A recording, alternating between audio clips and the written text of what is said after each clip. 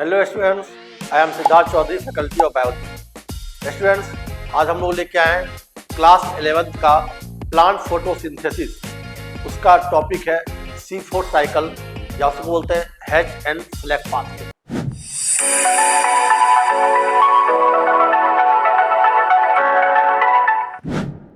Students, जो हमने इससे पहले का लेक्चर या वीडियो बनाया था उसमें हमने C3 साइकिल समझाया था, है ना। केल्विन साइकिल और C3 साइकिल समझाया था।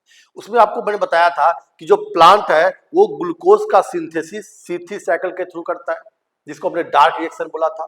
और हमने एक बात बोली थी कि 80% जो प्लांट हैं उनके अंदर C3 साइकिल चलता है और ग्लूकोज का सिंथेसिस करते हैं। तो फिर 20% प्लांट है उनके अंदर ग्लूकोज का सिंथेसिस कैसे होता है ना। तो वो आज हम लोग समझेंगे। इससे पहले एक एंजाइम की बात करते हैं जो बहुत इंपॉर्टेंट एंजाइम है।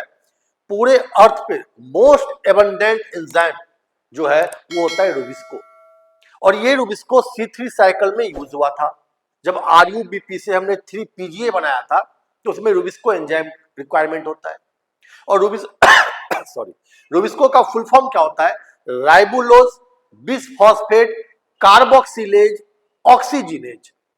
ध्यान सुना आप, कार्बोक्सिलेज ऑक्सीजिनेज मतलब एक ऐसा एंजाइम है, यदि इन्वायरमेंट में CO2 ज्यादा है तो वो क्या करता है, इन्वायरमेंट से CO2 को लेके और प्लांट के अंदर CO2 का फिक्सेशन कर देता है। और यदि प्लांट में CO2 का फिक्सेशन कर दिया तो वही CO2 क्या बनता है? ग्लूकोज बनता है, जो प्लांट के लिए बेनिफिशियल है। लेकिन इस एंजाइम का एक साइड इफेक्ट ये है कि ये कार्बोक्सिलेज के साथ ऑक्सीजिनेज भी है। ऑक्सीजिनेज का मतलब है यदि एयर में CO2 से ज्यादा कंसंट्रेशन O2 का मिल गया तो वो क्या करता है, O2 को पकड़ता है और O2 को ही फिक्स कर देता है। मतलब इसको जो मिला उसी का साइकिल चलाता है। यदि CO2 को ये पकड़ के और कार्बोक्सिलेशन करता है तब तो ग्लूकोज बन जाएगा। बट यदि O2 को ले लिया और O2 को पकड़ के आगे का साइकिल घुमाने लगता है, वो अलग से होता है, उसको बोलते हैं C2 साइकिल और इसको बोलते हैं फोटो रेस्पिरेशन। और इस फोटो रेस्पिरेशन में ग्लूकोज तो बनता नहीं है। क्या आपको पता है ग्लूकोज के लिए क्या चाहिए? Carbon dioxide. और रुबिस्को ने क्या किया? कार्बन डाइऑक्साइड तो लिया नहीं, तो ऑक्सीजन ले लिया, तो ग्लूकोज भी नहीं बनता है। और हमारे ATP NADPH2 जो हमने लाइट रिएक्शन में बनाया था, है ना, वो क्या होता है? वो लॉस हो जाता है। तो प्लांट इससे बहुत परेशान रहने लगे कि जो रुबिस्को एंजाइम है वो क्या करता है, ऑक्सीजन जो है उसका फिक्सेशन कर देता है। तो वैसे प्लांट, ध्यान सुनना आप, वैसे प्लांट जो ड्राई कंडीशन में होते हैं या जो हॉट कंडीशन में होते हैं, उन्होंने क्या किया कि अपने अंदर कुछ चेंजेस लाए। ये सब इवोल्यूशन का पार्ट है। उन्होंने क्या किया, अपने अंदर कुछ चेंजेस ले आए। और मैक्सिमम या मोस्टली बोले कि जो मोस्टली जो C4 साइकिल वाले प्लांट होते हैं वो मोनोकॉट होते हैं। मेज, सुगर केन, सोरगम। और आपको पता है कि अर्थ पे जो सबसे लास्ट में जो प्लांट आया है जिसका इवोल्यूशन हुआ है वो है मोनोकॉट। पहले डाइकॉट आया, देन मोनोकॉट आया। तो प्लांट ने क्या किया, अपने बॉडी में, अपने स्ट्रक्चर में कुछ ऐसा चेंजेस लाया कि जो रुबिस्को ऑक्सीजन को फिक्स करता है, ये रुबिस्को को बंद करना पड़ेगा। फिर उसने क्या किया, आपको पता है फोटोसिंथेसिस कहां पे होता है? लीफ में। लीफ में कहां पे? लीफ के अंदर मेसोफिल सेल होते हैं। उसी मेसोफिल सेल में क्या होता है? क्लोरोप्लास्ट होता है, ठीक है। और वहां पे फोटोसिंथेसिस होता है। C4 प्लांट ने क्या किया, बोला नहीं, अब मेसोफिल सेल के अंदर एक नया लेयर बनाया, नया टिश्यू या सेल बनाया, जिसको बोलते हैं bundle sheath cell. Mesophyll cell के नीचे क्या बनाया? Bundle sheath cell. C3 plant में जो पूरा साइकिल चलता है वो चलता है मेसोफिल सेल में। और उस रुबिस्को एंजाइम को मेसोफिल से लाके नीचे छिपा दिया बंडल शीट सेल में। जो एयर के कांटेक्ट में आता है, लीफ या स्टोमेटा से जो जाता है एयर, वो जाता है O2 या CO2। लेकिन रुबिस्को को मान लो हमने छिपा के नीचे रख दिया, क्या अब रुबिस्को वो डायरेक्ट एयर के कांटेक्ट में आएगा? नहीं आएगा। तो क्या डायरेक्ट ऑक्सीजन के कांटेक्ट में आएगा? नहीं आएगा। तब आप सोचोगे सर वो तो CO2 के कांटेक्ट में भी नहीं आएगा। हाँ, बिल्कुल नहीं आएगा। तो कैसे बनेगा वो हम लोग समझेंगे। तो C4 प्लांट ने क्या किया, जो हॉट और ड्राई कंडीशन में होते हैं, उसने किया कि रुबिस्को एंजाइम को मेसोफिल सेल के बदले मेसोफिल सेल के नीचे जो सेकंड लेयर था बंडल शीट सेल उस बंडल शीट सेल में डाल दिया। और ये जो बंडल शीट सेल होता है वो थिक होता है, मोस्टली जो क्लोरोप्लास्ट होते हैं या मैक्सिमम नॉन क्लोरोप्लास्ट वो बंडल शीट सेल में मिलता है। और बंडल शीट सेल इम्परवियस होता है गैसियस एक्सचेंज के लिए, मतलब बंडल शीट सेल के अंदर कोई O2 CO2 नहीं आएगा। इसलिए तो बनाया कि हमने रूबिस्को को डाल दिया बंडल शीट सेल में और O2 CO2 कोई नहीं आएगा वहां पे। ठीक है, जब CO2 नहीं आएगा, O2 नहीं आएगा तो फोटो रेस्पिरेशन नहीं होगा, वो उसके लिए बेनिफिशियल है। लेकिन CO2 नहीं आएगा तो फिर ग्लूकोज का सिंथेसिस कैसे होगा? ठीक है, अब कैसे होता है ये हम लोग समझते हैं इस साइकिल में। देखो, आप लोगों को थोड़ा सा समझने की नीड है ना, हमने बिल्कुल शॉर्ट में लिखा है ना। मैं आपको एक एक वर्ड समझा रहा हूं, आप ध्यान सुनना। अपना टॉपिक क्या है? C4 cycle. C4 का मतलब क्या है? आपको याद करो C3 में जो C3 साइकिल का जो फर्स्ट प्रोडक्ट था वो 3 कार्बन का था, इसलिए कहा था C3 साइकिल। तो C4 साइकिल का जो फर्स्ट प्रोडक्ट है वो 4 कार्बन का है, इसलिए बोल दिया C4 साइकिल। और इसको सबसे पहले बताया था हैच एंड सेलेक्ट ने, साइंटिस्ट थे हैच एंड सेलेक्ट, इसलिए इसको बोलते हैं हैच एंड सेलेक्ट पाथवे। ठीक है, तो हम लोग स्टार्ट करते हैं। हमने क्या बोला कि ये साइकिल कहां पे होगा? क्लोरोप्लास्ट में। और क्लोरोप्लास्ट में हमने कहा C4 प्लांट ने 2 लेयर्स बना लिए, ऊपर मेसोफिल सेल और नीचे बंडल शीट सेल। इतना समझ में आ गया? अब हम लोग स्टार्ट करते हैं। देखो, सबसे पहले ये मान लो सेल है तो ये सेल वॉल होगा, सेकेंड लेयर सेल मेम्ब्रेन होगा। और आपने पढ़ा है 2 सेल्स के बीच में जो साइटोप्लाज्मिक कनेक्शन होता है उसको बोलते हैं प्लाज्मोडेस्माटा। एक सेल से दूसरे सेल में कुछ ट्रांसफर करना है, कुछ लेना है, कुछ देना है, तो उसके बीच जो विंडो का काम करता है वो क्या होता है? प्लाज्मोडेस्माटा। तो ये ऊपर का एक अलग सेल है, नीचे का अलग सेल है, और ये बीच वाला पार्ट क्या है? प्लाज्मोडेस्माटा है। यानी इस सेल से इसमें कुछ आना है या इससे उसमें कुछ आना है तो वो प्लाज्मोडेस्माटा के थ्रू मूव करेगा। अब जो हमने 2 सेल्स बनाए, आप देखो, ये अपना है मेसोफिल सेल, ये ऊपर वाला, ये क्या है? Mesophyll cell. और जो नीचे वाला है ये अपना बंडल शीट सेल, ये नीचे बंडल शीट सेल और ऊपर मेसोफिल सेल। ठीक है, सबसे पहले होता क्या, आप ध्यान देखो, आपको बताया था मेसोफिल ऊपर में होता है, तो जो CO2 आएगा उसको कौन एक्सेप्ट करेगा? Mesophyll cell. सबसे पहले स्टार्ट करते हैं, जो फर्स्ट अपना कंपोनेंट है वो है पेप। पेप का फुल फॉर्म होता है फॉस्फोइनॉल पाइरुवेट। ये पेप या फॉस्फोइनॉल पाइरुवेट क्या करता है? CO2 का फिक्सेशन करता है। अब देख लो, यहां पे C3 प्लांट में रूबिस्को करता था, यहां पे पेपकेज एंजाइम के प्रेजेंस में, वहां पे रूबिस्को नहीं है, पेपकेज है। जो पेप है फॉस्फोइनॉल पाइरुवेट, वो पेपकेज एंजाइम के प्रेजेंस में और CO2 को एब्जॉर्ब करके ये बनाता है OAA, जिसको बोलते हैं ऑक्जेलो एसिटिक एसिड। क्या बोलते हैं? ऑक्जेलो एसिटिक एसिड। और जो एंजाइम है पेपकेज वो है फॉस्फोइनॉल पाइरुवेट कार्बोक्सिलेज। तो पेप का कार्बोक्सिलेशन करता है पेपकेज और बनाता है OA। पेप 3 कार्बन का, एक कार्बन CO2 एनवायरमेंट से लिया और ये हो गया 4 कार्बन का ऑक्जेलो एसिटिक एसिड। और ये अपना फर्स्ट स्टेप होता है, इसको बोलते हैं फिक्सेशन। अब ये जो OA है, ये OAA कन्वर्ट हो जाता है मैलिक एसिड और एस्पार्टिक एसिड। ये 4 कार्बन का, 4 कार्बन 4 कार्बन, मैलिक और एस्पार्टिक एसिड। अब आपको ध्यान रखना है मैलिक एस्पार्टिक का फॉर्मेशन कहां पे होता है? मेसोफिल सेल में, है ना। First CO2 fixation C4 cycle में कौन करता है? PEP. First stable product C4 cycle में क्या बनता है? OAA, ऑक्जेलो एसिटिक एसिड, है ना। और ये फर्स्ट जो प्रोडक्ट है वो 4 कार्बन का है, इसलिए बोलते हैं C4 साइकिल। अब जो मैलिक एस्पार्टिक एसिड बना था मेसोफिल सेल में, ये प्लाज्मोडेस्माटा के थ्रू ट्रांसपोर्ट होके आ जाएगा बंडल शीट सेल। ये बंडल शीट सेल में ये आ गया मैलिक एसिड, एस्पार्टिक एसिड। अब यहां से सेकेंड स्टेप स्टार्ट होगा, डीकार्बोक्सिलेशन। डीकार्बोक्सिलेशन का मतलब है कि CO2 को रिमूव करें। कितना CO2 था इसके, कितना कार्बन था इसके पास? 4। इसका कितना कार्बन? 4। ये क्या करता है? 4 कार्बन में से 3 कार्बन का एक कंपोनेंट बना लेता है, जिसको बोलते हैं पाइरुविक एसिड। क्या बोलते हैं? Pyruvic acid. और एस्पार्टिक एसिड या मैलिक एसिड से पाइरुविक एसिड बनता है, इसी को बोलते हैं डीकार्बोक्सिलेशन।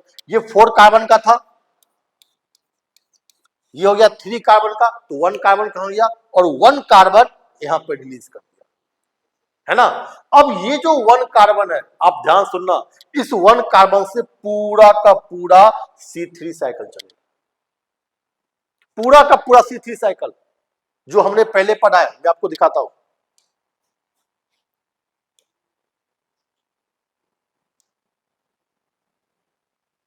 ये देखो, ये पूरा का पूरा C3 साइकिल है ना, यहाँ पे 1 CO2 आया ना, 1 CO2 आया है ना, 1 CO2 आया, ये पूरा साइकिल चला। सेम ये पूरा साइकिल चलेगा C4 के बंडल सीट सेल में। अब देखो रूबिस्को एंजाइम भी है ना, ये पूरा प्रोसेस, एक कार्बन दिया, ये साइकिल चलाया। वापस आते हैं,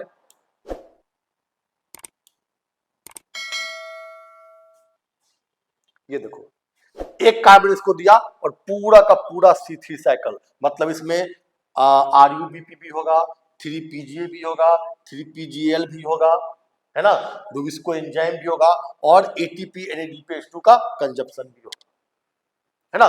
तो अब बताओ कि ग्लूकोज कहां बना था C3 साइकिल में, तो एक CO2 मिला, तो इसी C3 साइकिल में क्या होगा, ग्लूकोज का सिंथेसिस होगा। और ये जो पायरुवेट एसिड था 3 कार्बन का, ये ट्रांसपोर्ट होकर आ जाएगा मेसोफिल सेल में और वापस बन जाता है इससे पेप, इसको बोलते हैं रीजनरेशन, और रीजनरेशन में 2 ATP कंज्यूम होता है। ठीक है, क्या डिफरेंस है C3 और C4 में? C3 साइकिल प्लांट के लीफ के मेसोफिल सेल में था और C4 साइकिल में भी C3 साइकिल चलता है, वो प्लांट के बंडल सीट सेल में प्रेजेंट होता है ना। अब देखो रूबिस्को एंजाइम डायरेक्ट एयर के कांटेक्ट में है क्या? C3 साइकिल में तो मेसोफिल सेल में था, तो डायरेक्ट CO2 के कांटेक्ट में था, लेकिन C4 प्लांट ने बहुत चालाकी की। क्या किया उसने? रूबिस्को को उठा के अंदर वाले में बंडल सीट में डाल दिया, यहाँ पे C3 साइकिल में रूबिस्को। अब ये डायरेक्ट CO2 के कांटेक्ट में आएगा ही। CO2 कांटेक्ट कौन आएगा? पेप। और एंजाइम कौन सा है? पेपकेज। तो पेपकेज तो CO2 का फिक्सेशन कर लिया, है ना, और इसको अंदर केमिकल के फॉर्म में, एसिड के फॉर्म में लाके, अंदर लाके, और फिर CO2 को बाहर निकाल के अंदर में क्या किया? C3 साइकिल चलाया और ग्लूकोज का सिंथेसिस करवा लिया। समझ में आया स्टूडेंट्स? अब क्वेश्चन क्या बनता है, अब आप ध्यान से देखो, याद करो C3 साइकिल में कितने टाइम्स में 1 ग्लूकोज का फॉर्मेशन होता है? जब 6 टाइम्स C3 साइकिल चलता है तो 1 ग्लूकोज का फॉर्मेशन होता था, है ना। सेम एक बार में यहां से 1 CO2 बाहर निकला है, तो इस C3 साइकिल में वही कार्बन बनेगा।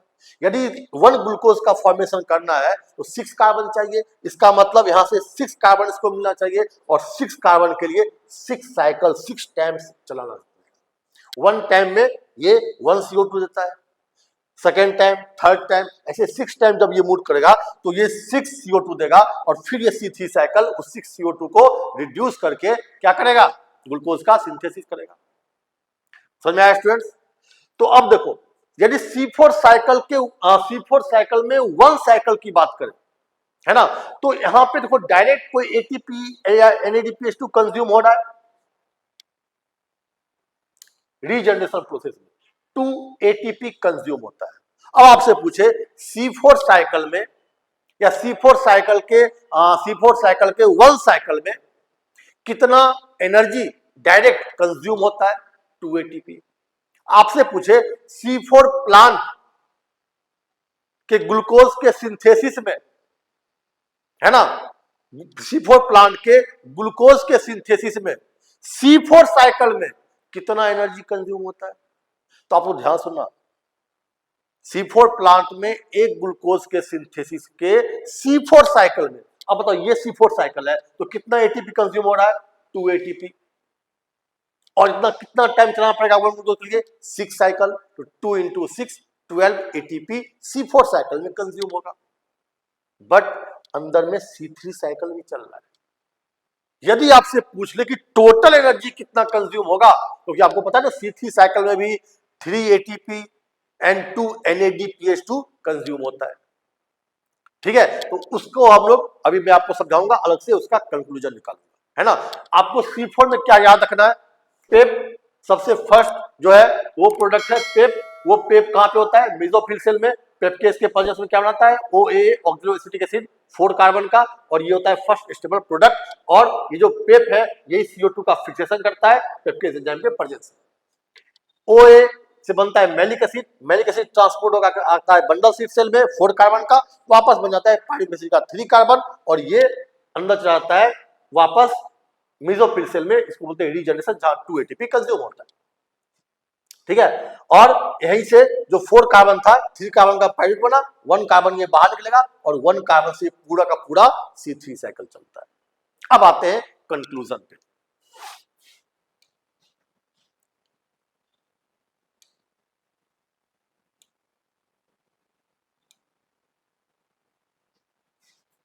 ये रहा अपना कंक्लूजन, कौन से साइकिल में कितना एनर्जी कंज्यूम होता है। हमने लिया C3 प्लांट, C4 प्लांट। अब देखो C3 प्लांट में क्या करना है, CO2 से क्या करते हैं, ग्लूकोज का सिंथेसिस करते हैं, है ना। आपको पता है 1 साइकिल में 1 CO2 का फिक्सेशन होता है और 1 कार्बन आता है, और यदि 1 ग्लूकोज चाहिए तो इस रिएक्शन को कितने टाइम्स करना पड़ता है, 6 टाइम्स। 1 CO2 का जब फिक्सेशन करते हैं तो उसमें 3 ATP और 2 NADPH2 कंज्यूम होता है। 3 ATP में से 2 ATP रिडक्शन में और 1 ATP रीजनरेशन में और 2 NADH2 रिडक्शन में। तो 1 CO2 का फिक्सेशन में 3 ATP 2 NADH2 कंज्यूम होता है। अपने को चाहिए ग्लूकोज, 6 टाइम चलाना पड़ेगा और इसको 6 टाइम से मल्टीप्लाई करेंगे तो 1 ग्लूकोज के सिंथेसिस में 3 into 6 18 ATP and 2 into 6 12 NADPH2 consume होगा C3 प्लांट में। अब बात करते हैं C4 प्लांट की। C4 प्लांट में क्या करना है, CO2 से ग्लूकोज बनाना है ना। आपको पता है ग्लूकोज 6 कार्बन का है, इसको कितना टाइम चलाना पड़ेगा, 6 टाइम चलाना पड़ेगा। अब CO2 में एक CO2 को फिक्स करने के लिए कितने एनर्जी का रिक्वायरमेंट होता है, आप देखो हमने लिखा है 3 + 2 ATP। ये जो 3 ATP है ना वो C3 साइकिल वाला है, क्योंकि C4 साइकिल के अंदर C3 साइकिल भी चलता है। तो 3 ATP तो C3 साइकिल का हो गया, और जो 2 ATP है वो C4 साइकिल के रीजनरेशन प्रोसेस में जो 2 ATP कंज्यूम होता है वो 2 हो गया। तो टोटल ATP कितना हो गया, यहाँ पे 5 ATP। और NADH2 2 NADH2 जो C3 साइकिल में चलता है, C4 साइकिल में डायरेक्ट कोई NADH2 कंज्यूम नहीं होता है। ये जो 2 NADH2 है वो NADPH2 सॉरी वो किसका है, C3 साइकिल का है। तो 1 CO2 को फिक्स करने के लिए C4 प्लांट को अपने को 5 ATP चाहिए और 2 NADPH2 चाहिए, और जब 6 टाइम मल्टीप्लाई करेंगे, 6 टाइम साइकिल चलेंगे तब ग्लूकोज बनेगा। और 1 ग्लूकोज के सिंथेसिस में C4 प्लांट में कितना एनर्जी का कंजप्शन होता है वो आ गया आपको 3 into 6 18, 2 into 6 12, total ATP 30 and 12 NADPH2। मतलब C4 प्लांट को यदि 1 ग्लूकोज बनाना है तो उसको ज्यादा एनर्जी का रिक्वायरमेंट होता है, C3 प्लांट को बनाना है तो उसको कम एनर्जी का रिक्वायरमेंट होता है। ठीक है स्टूडेंट्स, तो ये था अपना C4 साइकिल, उसका कंक्लूजन। ये आप याद रखना, क्वेश्चन किसी भी फॉर्म में आ सकता है। क्वेश्चन क्या पूछ रहा है कि ग्लूकोज का सिंथेसिस पूछ रहा है। यदि ग्लूकोज का सिंथेसिस पूछा इसका मतलब आपको 6 टाइम से मल्टीप्लाई करना पड़ेगा, 6 टाइम साइकिल को चलाना पड़ेगा। यदि उसने एक साइकिल पूछा है ना तो आपको एक साइकिल चलाना पड़ेगा। तो एनर्जी का जो भी कंजप्शन है ना, वो एक साइकिल में या 6 साइकिल में सॉरी C3 प्लांट में, C4 प्लांट में। एक चीज आप भूलना मत कि C4 प्लांट, अच्छा ये क्वेश्चन आएगा C4 प्लांट के अंदर कौन सा एंजाइम यूज होता है, first PEPcase, second rubisco, third both, fourth none of this. Both, PEPcase और रूबिस्को दोनों यूज होता है। तो ये आपको कंक्लूजन में आ गया। अब आपको मैं दिखाता हूं।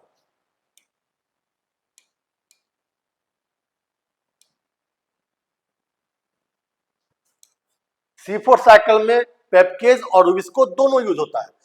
पेप्केज तो दिख रहा है, ये पेप्केज, रूबिस्को कहीं दिख रहा है क्या, नहीं दिख रहा है।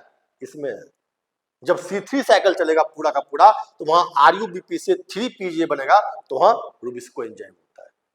बस ये तो अपने को करना था, रूबिस्को को बाहर मत रखो वरना ये O2 का फिक्सेशन कर देगा, फोटो रेस्पिरेशन हो जाएगा, हमारा एनर्जी लॉस और ग्लूकोज भी नहीं बना। तो हमने क्या किया, रूबिस्को को बाहर से अंदर छिपा लिया बंडल सीट सेल के अंदर, और ये जो बंडल सीट सेल है ये इसमें CO2 या O2 गैस के फॉर्म में नहीं आता है, ये इम्परवियस होता है। ठीक है स्टूडेंट, तो स्टूडेंट्स अपना नेक्स्ट जो टॉपिक है बिल्कुल छोटा सा टॉपिक है, वो है केम प्लांट, जिसको बोलते हैं कैल्सुलेशन एसिड मेटाबॉलिज्म, इसलिए बोलते हैं केम। अब ये केम प्लांट क्या है? आपको हमने बताया कि जो C3 प्लांट थे उस C3 प्लांट से इवॉल्व होकर C4 प्लांट बना। अब C4 प्लांट में भी वो प्लांट जो बहुत ड्राई, जो डेजर्ट कंडीशन में होते हैं, जो बिल्कुल ड्राई कंडीशन में होते हैं, जहाँ पे वाटर लेवल बहुत कम होता है ना, वहां पे सनलाइट भी ज्यादा होता है, तो वो जब CO2 एब्जॉर्ब करने के लिए डे टाइम में स्टोमेटा ओपन करते हैं तो उनका जो वाटर है वो वाटर लॉस हो जाता है, वो वाटर वेपर बन जाता है। एक जो डेजर्ट कंडीशन वाले प्लांट्स हैं तो उनको वाटर की ऐसे ही नीड होती है, वाटर बहुत कम होता है और स्टोमेटा करने के साथ वो वाटर बाहर निकल जाता है। तो उन सब प्लांट ने क्या किया, बोला कि अब हम लोग जो स्टोमेटा ओपन करेंगे या जो CO2 एब्जॉर्ब करेंगे ये करेंगे नाइट में, डे में नहीं, नाइट में करेंगे, ठीक है। और जब डे टाइम में जब सनलाइट आएगा, है ना, उसके बाद हम लोग लाइट रिएक्शन करेंगे, ठीक है। तो इस टाइप के जो प्लांट्स होते हैं वो क्रेसुलेसी फैमिली के होते हैं, इसलिए उसको बोलते हैं केम प्लांट या क्रेसुलेशियन एसिड मेटाबॉलिज्म। बहुत छोटा है, ये आपको C4 प्लांट से कनेक्टेड है, बिल्कुल C4 प्लांट ही होता है। हाँ, एक चीज और ध्यान रखना, C4 प्लांट में बंडल सीड सेल का फॉर्मेशन हुआ था। जो पेप्केज एंजाइम था वो उसके मेसोफिल सेल में था और रुबिस्को एंजाइम पेप्केज एंजाइम में था। बट जो केम प्लांट है इसमें पेप्केज और रुबिस्को दोनों जो होता है वो मेसोफिल सेल में होता है, इसमें बंडल सीड सेल का कंसेप्ट नहीं, ठीक है। अब हमने देखो क्या किया कि इस पूरे साइकिल को हमने दो पार्ट डिवाइड कर दिया, नाइट एंड डे। तो प्लांट स्टोमेटा ओपन कब करेगा? नाइट में। कब? जब टेम्परेचर डाउन होगा तो स्टोमेटा ओपन करके और CO2 क्या करेगा? एब्जॉर्ब कर लेगा। देख लो वही C4 वाला साइकिल, पेप जो कितने कार्बन का होता है? 3 कार्बन का होता है। ये क्या करेगा? एक CO2 ले लेगा नाइट में, है ना, ये क्या हो जाएगा? OA first stable product 4 carbon का, ऑक्सिलोएसिटिक एसिड उससे क्या बन जाएगा? मैलिक एसिड, ये भी कितने कार्बन का? 4 कार्बन का। और ये मैलिक एसिड का फॉर्मेशन वो डार्क में नाइट में करता है और उसको स्टोर कर लेता है वैक्यूल के अंदर, जो प्लांट सेल का वैक्यूल होता है उसको स्टोर कर लिया। तो देखो CO2 का फिक्सेशन कहां किया? नाइट में। फर्स्ट स्टेबल प्रोडक्ट जो 4 कार्बन का बनाया वो कब बनाया? नाइट में। और मैलिक एसिड को स्टोर कर लिया। फिर जब डे टाइम में, है ना, सनलाइट आती है तब क्या करता है? इस वैक्यूल से ये बाहर निकालता है मैलिक एसिड को, जो स्टोर किया था ना उसको बाहर निकालता है मैलिक एसिड को। और मैलिक एसिड से फिर वही C4 साइकिल, ये कितने कार्बन का है? 4 कार्बन का। तो 3 कार्बन का क्या बनाता है? पायरुविक एसिड या पायरुवेट बोलते हैं, है ना। और फिर पायरुवेट से रीजनरेशन होता है तो 3 कार्बन का क्या बन जाता है? पेप्केज। हम लोग पहले पढ़ चुके हैं, इसमें ज्यादा टाइम नहीं देंगे, है ना। तो और मैलिक एसिड से ये 4 कार्बन से 3 कार्बन का पायरुवेट बन गया और 1 कार्बन यहाँ से रिलीज होगा और इस 1 कार्बन से पूरा का पूरा C3 साइकिल चलेगा, है ना, जहाँ पे ग्लूकोज का सिंथेसिस होता है और ये अपना रीजनरेशन प्रोसेस जहाँ पे 2 ATP कंज्यूम होता है, ठीक है। तो हमने कुछ भी नहीं किया, जो C4 साइकिल था उसी को हमने फिर से समझाया। बस आपको 2 लाइन याद रखनी है। C4 साइकिल जो है उसमें पेप्केज एंजाइम मेसोफिल सेल में होता है और RuBisCO enzyme bundle sheath cell में होता है। लेकिन जो केम प्लांट होता है उसमें पेप्केज और रुबिस्को, यहाँ पे पेप्केज होगा और इसमें रुबिस्को, दोनों एंजाइम मेसोफिल सेल में होता है। एक लाइन तो आपको ये याद रखना है।